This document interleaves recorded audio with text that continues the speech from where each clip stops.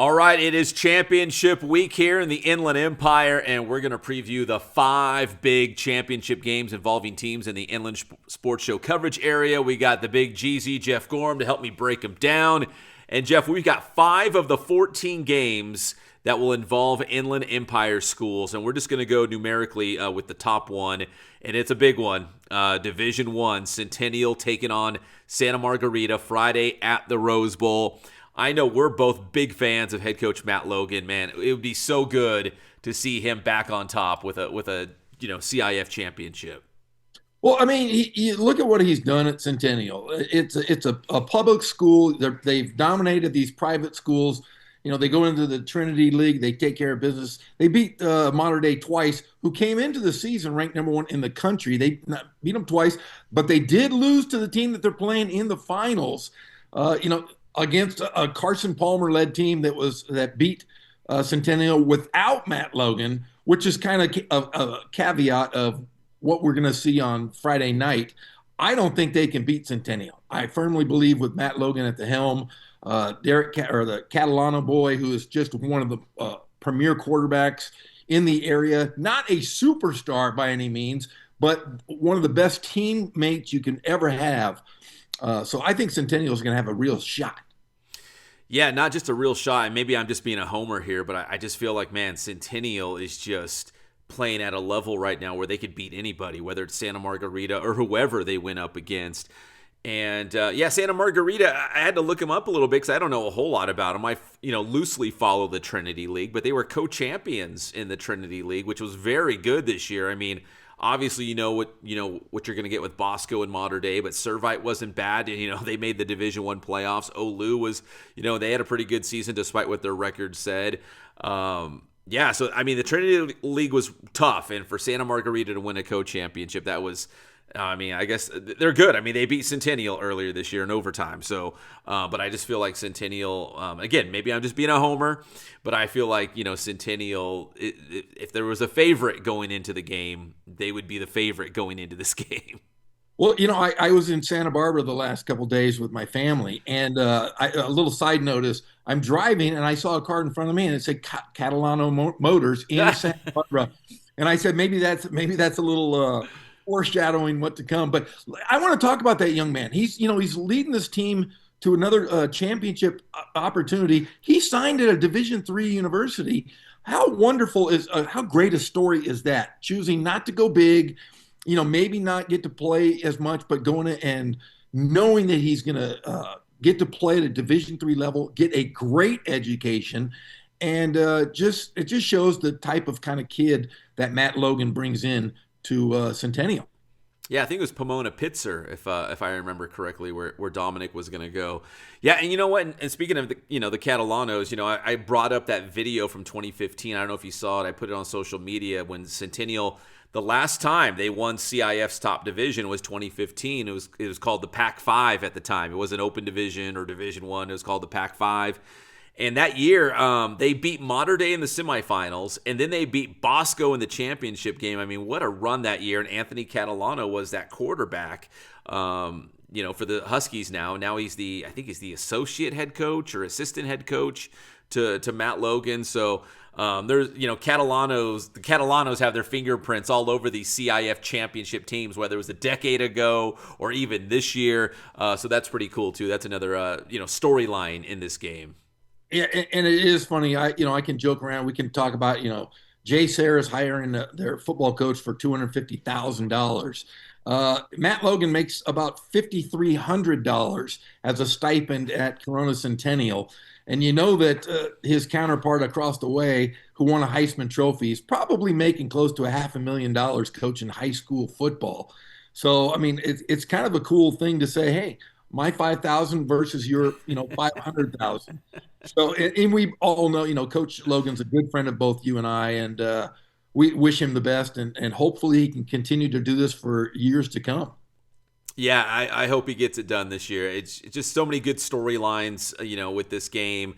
The Catalanos, the fact that they get to play the team that the only team that beat him this year. They get another chance, to get some revenge. Logan didn't coach in that game. There's, Carson Palmer on the other sideline. There's so many great storylines. with this game. It'll be Friday at the Rose Bowl. Our guys Jacob Pedroza, Chris Chaddick will both be there Friday night, getting video and pictures and interviews. So make sure you follow Inland Sports on social media. We are going to keep you guys up to date every step of the way. So that's the Division I championship game. Now we're going to jump to Division IV, and we got San Jacinto actually hosting a game against La Habra, but it's going to be at Mount San Jacinto College at the Menifee campus. So that brand new, beautiful stadium near you, Geoff, on Saturday night for the D4 title. I'll tell you, Coach Galliano does a great job. I mean, it seems like they're in the picture every single season. They're in some form of playing in a championship. I don't know what they have out there, but they just bring in dude after dude after dude. It's one city, one town, one team. And, man, he's done a great job. Just a fantastic job. Yeah, with San Jacinto, when you look at their playoff run round by round, man, I'm sure Galliano's got a bunch of extra gray hairs after this one. I mean, they had to go to overtime up in Santa Barbara against Bishop Diego. And triple overtime, I believe. Yeah, and then triple overtime the next round against the top seed Charter Oak. And then this past weekend against Villa Park, scoring a touchdown in the last 90 seconds, only to see Villa Park drive all the way down to the 6-yard line. So it looks like they're going to punch in the game-winning touchdown, and San Jacinto forces a fumble and recovers, and that's your ball game. So, I mean, every round has been this dramatic, crazy game for San Jacinto. So we'll see if that holds up. I mean, do they have another photo finish? Is it going to be another wild, crazy fourth quarter? I don't know. I kind of get a feeling maybe not. Maybe San Jacinto is going to be in the driver's seat for this one out there at MSJC, which when they're at home, it's one thing when you're at home, but a neutral site game, I guess because they needed more stands or something like that. So they kind of take the home field advantage out of it, although I'm sure San Jacinto is going to have a ton of people out there in the city of Menifee for this one. Well, that's the beauty. I mean, I'm telling you right now, that's probably the second best stadium, JC stadium in all of California, but maybe behind Mount Sac. But that place is going to be raucous. It's going to be fun. And I think it's going to have a great home vibe. Hey, they have pizza out front. Tell me that's not cool. Anybody that has pizza before a game, a pizza oven in front of the stadium, your chances are you're probably going to win. You're going to win. You're going to have a lot of people there, and you're going to win. All right, so San Jacinto versus La Habra, D4 championship Saturday night out at MSJC, the Menifee campus. So remember, if you go to the old football stadium in San Jacinto, there's not going to be a football game there. You got to be in Menifee for that championship game on Saturday night. So that's Division IV. And here's the storyline, I think, with all these teams making the finals. Great head coaches. So we go from Logan to Galliano to Division IX now with the Ramona Rams, and another guy that we have so much respect for, and we just really think highly of this guy. We love this guy, Coach Mashinsky of the Ramona Rams, getting them back to another championship game, Geoff. 3 championships in 7 years. I think that pretty much constitutes as a dynasty in high school football. Remember, he has not lost a non-league game in the last, almost 2 seasons. I think they lost in the first round last year, the playoffs, but they haven't lost a non-league game other than they lost to Ramona, or they lost to Norte Vista, and they lost to the Warriors, your team. Which I have right here. But no, Ken Mashinsky does a best job of what he has every single season. He can morph into a running team. He can throw the football. He's got Jesus Gonzalez, who's playing probably the best football he's played this entire season. He had the best game of his life last game. Yeah. He can throw the football like he did in the second half in this game against Tockwitz. And you have Lorenzo Sims. You have Isaac Mata. You have weapons everywhere. Mikey White is come on strong. The second half of the and back half of the season. Defensively, you got to think how good they are defensively as well. They just do so much. Troy Long is another guy we have to mention. Troy Long, who's been phenomenal through his entire career at Ramona. I think this is destiny. I think Tockwitz is a very good team. Tockwitz can throw the football. They can run the football. But I just think there's too much. Low Sims, Jesus Gonzalez. Well, Tockwitz will be D10. We'll get to that one in a second. Okay, yes, I'm sorry. Yes, you're right. I was very excited. I was thinking about interest in Tockwitz. But Lorenzo Sims, they're just so dominant, and they play hard. They're fundamentally sound. And the biggest part is They make the least amount of mistakes. They always have. That's a Ken Mashinsky stamp he has, is they don't turn the ball over and they don't make mistakes. Yeah, so Ramona will play on the road at Valley Christian in Cerritos for the D9 final, which we very loosely talked about Valley Christian because they're in the same league as Aquinas. They're in the Ironwood League, so they were second place in the Ironwood League. But yeah, for Ramona, I was, Geoff, I was kind of trying to brush up on my homework for our conversation, and also hopefully we're going to have some great coverage on Riverside TV coming up as well. When in 2019, when they made the finals for the first time, they were Division 13. And then I think like those Bo Bruins, Nate Johnson teams, I think they were all the way up in Division 6, right? They got bounced way up. And then 2 years ago when they beat Pauley for the Division 11 championship, right? And now they're in Division 9. So they've kind of, 13 to 6 to 11, down to 9. So they've had some really good teams, and you can see since Coach Mashinsky got a hold of that program, not only were they, in a big division at one point in Division 6, but, they were competing for championships almost every single season. Yeah, and if you look at this year, the two losses they had in the league, it was by one score, and it was by a couple. Oh yeah, they could have been 10-0. Yeah, it could have been 10-0 very easily. Remember, when they won it the last time, they were an at-large and ended up going on to win the state championship. So maybe it's okay for Mush to get third place in his league or come in as an at-large. I just don't think anybody can outcoach Ken Mashinsky. I mean, he took care of business last week to a team that really handled Norte Vista earlier in the play. I mean, dominated them. Yeah. They and Ramona came in and just hammered him. I mean, absolutely hammered Hesperia. And that shows that they've gotten better as the season has progressed. I think guys are healthy now.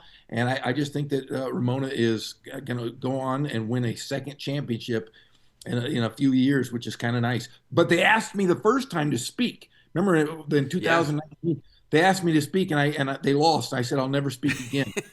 I'm out. I'm out. I'm a Ramona guy, but I'm out. I'll talk about you on the pep rally and the games, but I'm not going to ever come talk to you guys because I'm a bad luck charm. I'm out. I'll show up and watch, and that's about it. Yeah, I'm trying to remember. I think that year was the crazy Thanksgiving where my family went to Ireland. I remember trying to stay up to date on the championship games. I think Ramona was in one. I think Temecula Valley was in one. But I think Ramona lost that game like 42-40 against Esperanza, if I remember correctly. Yes. It was a really close game. Like they almost won that one too. So yeah, you were rubbing your Blarney Stone over there. I was, man. I was, with the time change, I was trying to stay up to date. I think I even recorded like a video from over there and posted it on social media, congratulating. It was Ramona, Temecula Valley. I think there was one more team that was in the finals. Might have been Big Bear. I can't remember now. That was a long time Big Bear Bears? That might have been. I don't know. I think it was, but I can't remember. All right, so that's Division 9. Division 10, I know you're excited about this one because it's an all-local championship game. Saturday night at Norte Vista High School. It'll be Hillcrest hosting Tahquitz.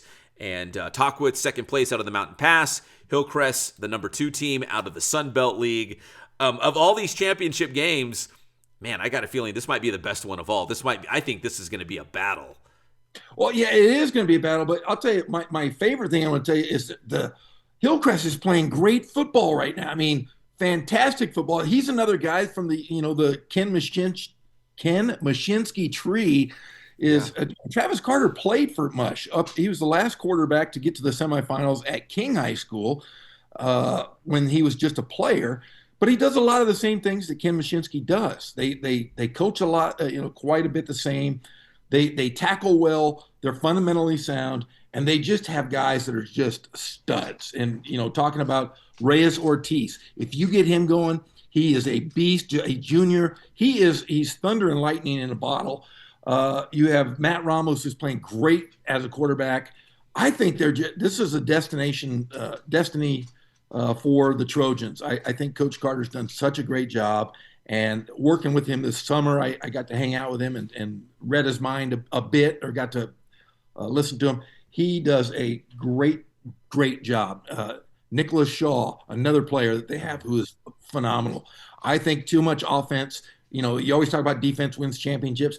I think if Hillcrest just puts the pedal to the metal and tries to score points, they should win this football game and get their first championship. They've only been playing varsity football 11 years, Pep. Yeah, I mean, they're not that old of a school. Tockwitz really isn't that old either, in the big scheme of things. So they're both in their first CIF championship game.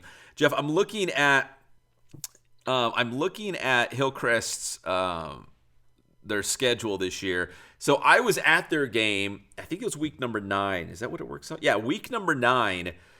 They played Rancho Christian, and I was at that game, and they lost 7-0. It was senior night, and they got shut out. And at that point, it was like, oh man, hopefully we make the playoffs. Like, you know what I mean? Like there was all these question marks that they might not even get into the playoffs.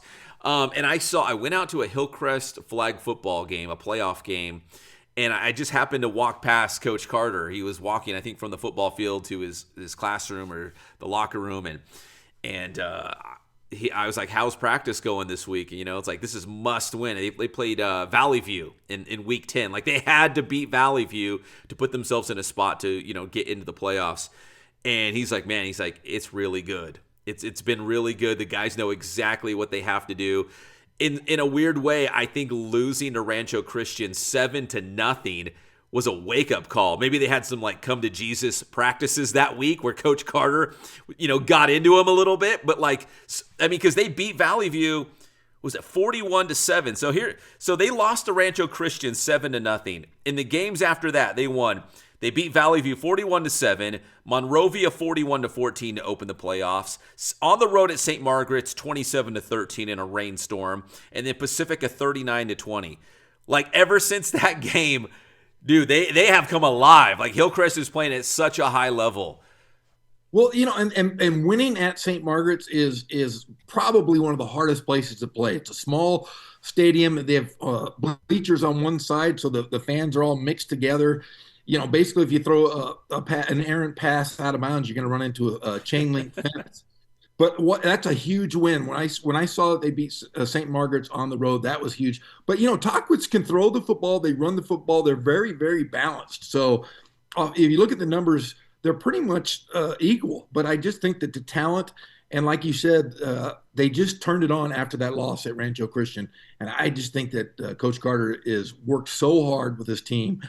I think they're going to be tough to beat, especially at their home field as well.